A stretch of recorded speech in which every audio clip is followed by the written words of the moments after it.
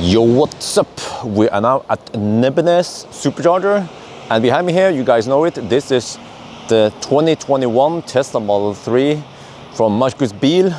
So again, big shout out to Marcus Bil for lending me this car for such a long time. It's pretty awesome, and actually there is a referral code here you can use. I have way too much referral, so yeah, I wouldn't mind getting some free supercharging on this account. But anyway, enough about that. So you guys know it, this one is the one with the heat pump.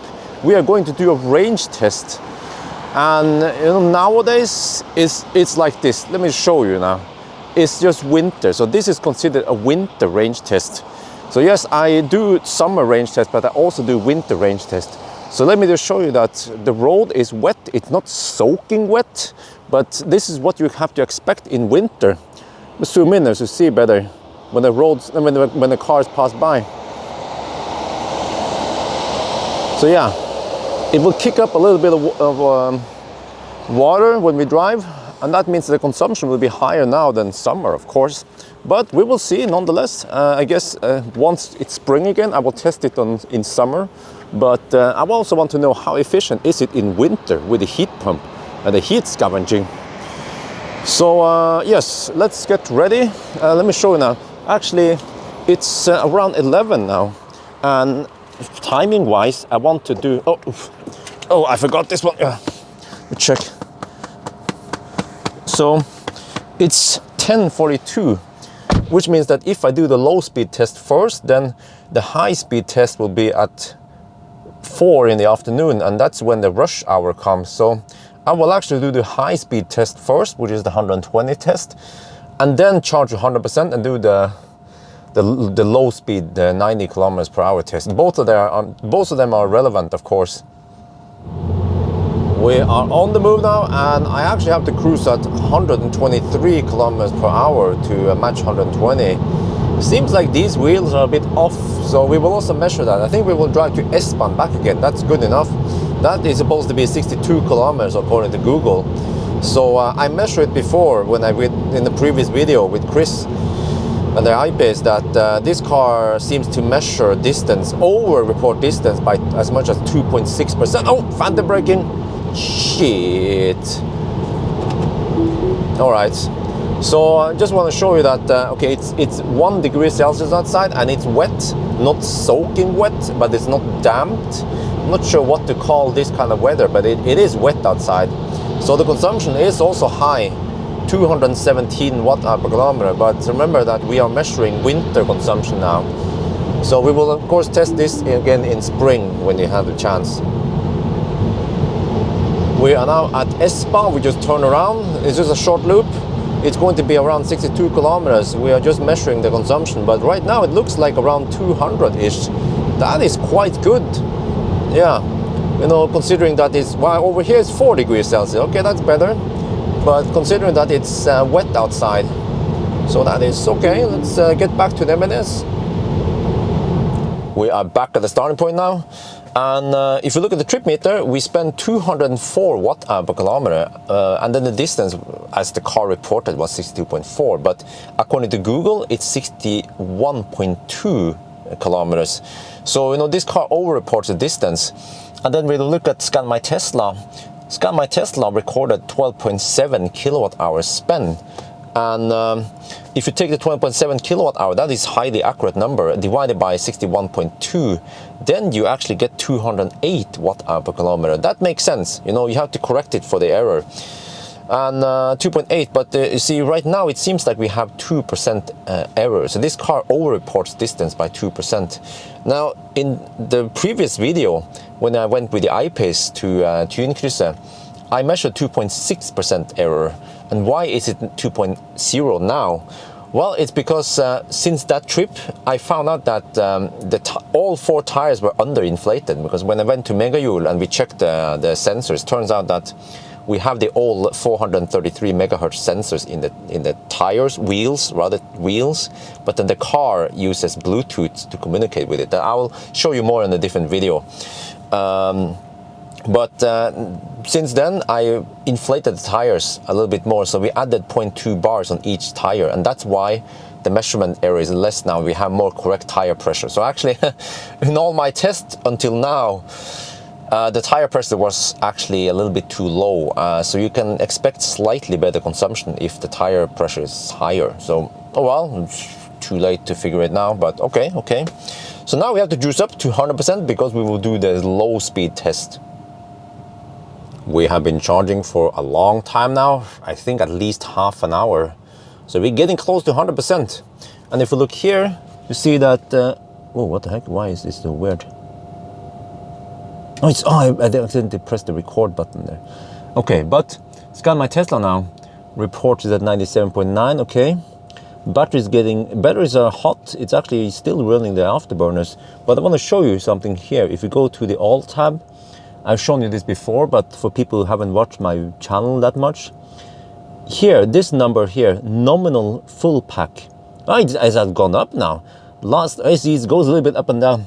But this number here is what the car estimates we have if we drive from 100% down to 0, minus any losses in the heat in the battery when we discharge it. So when we do the actual test, we might only get 72.5 kilowatt hour out of it because it's kind of cold today and so on, and the consumption might be slightly higher.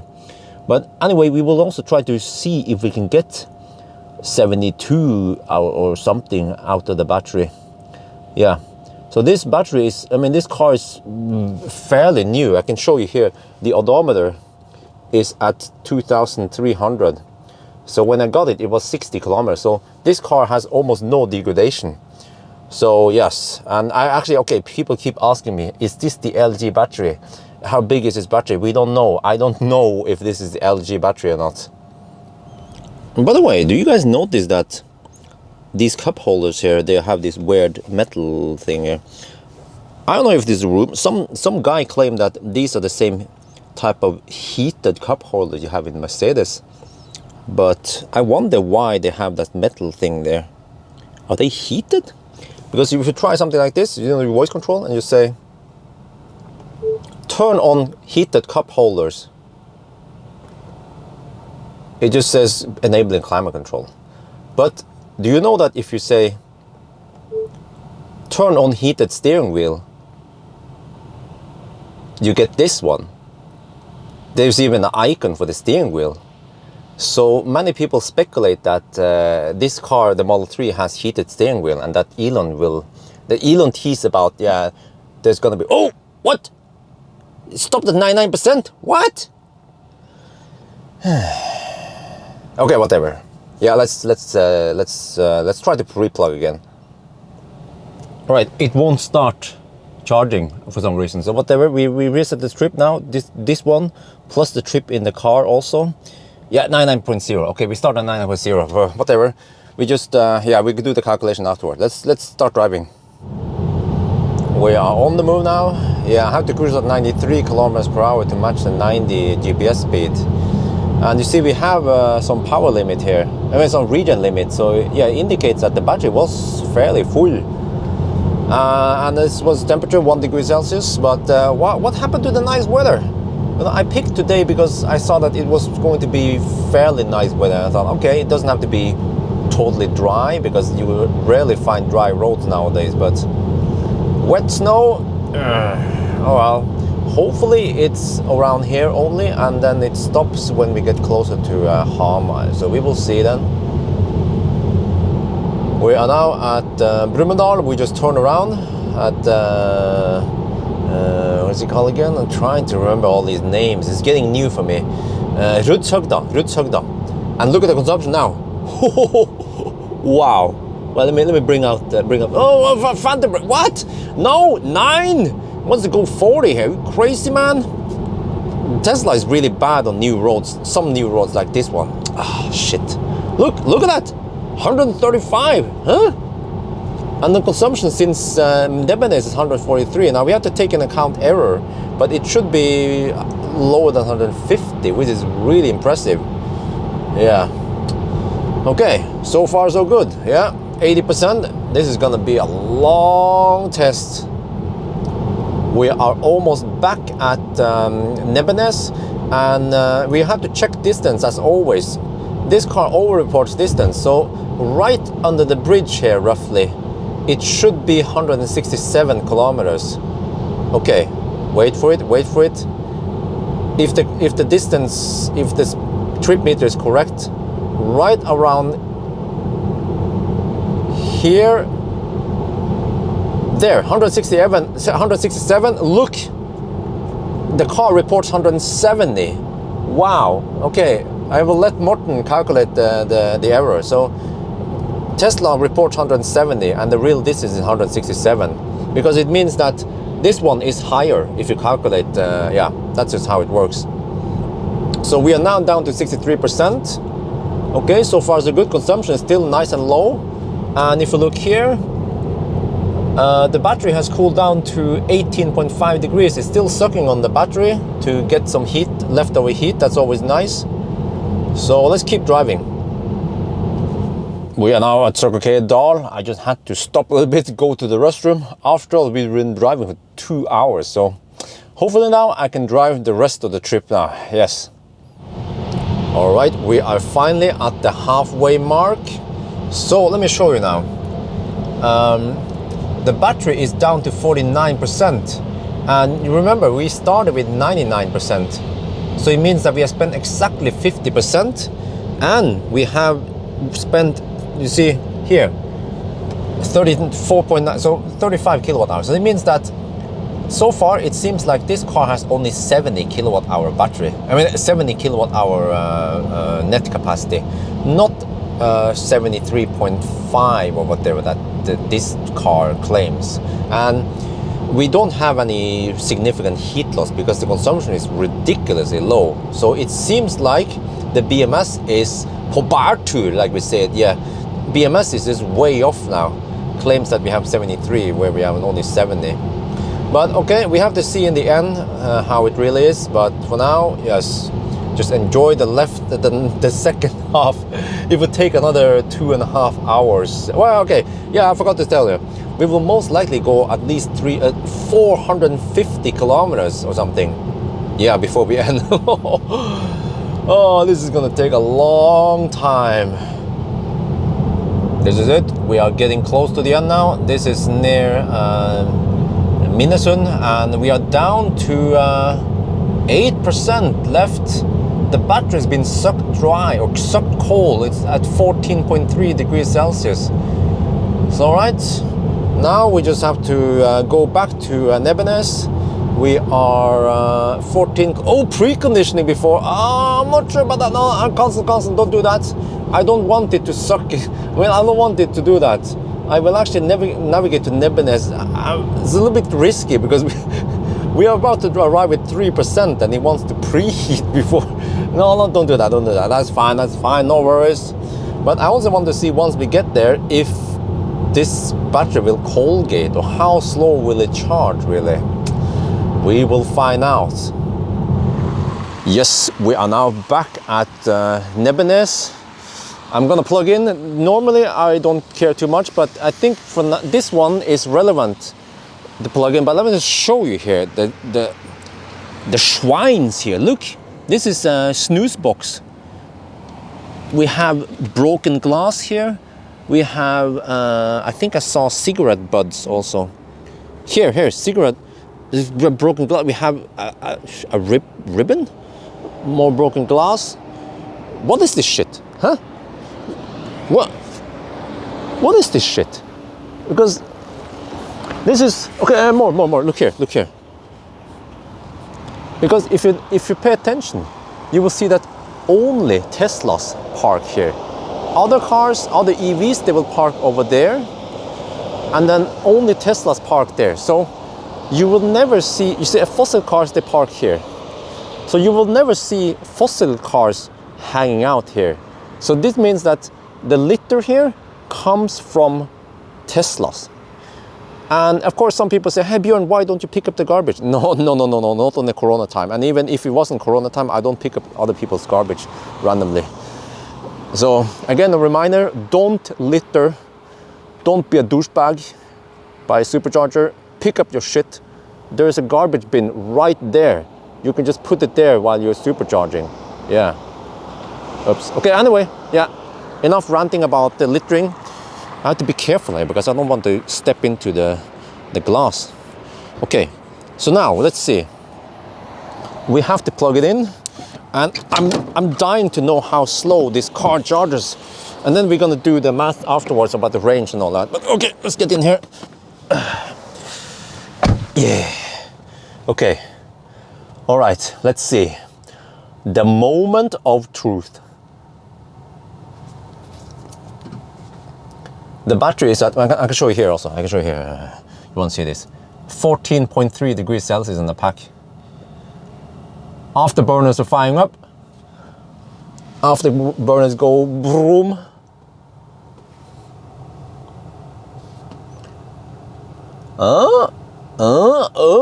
Ooh, okay, 137 kilowatt.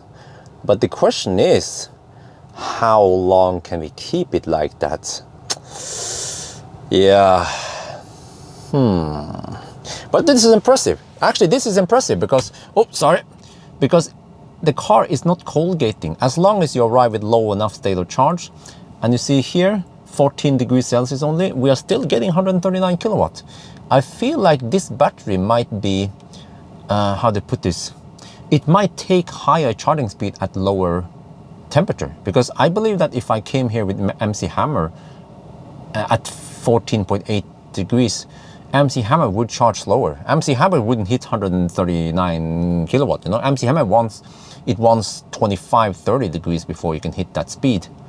So maybe Tesla figure out that it can suck the battery cold, and it will still be okay. Yeah. Whoop.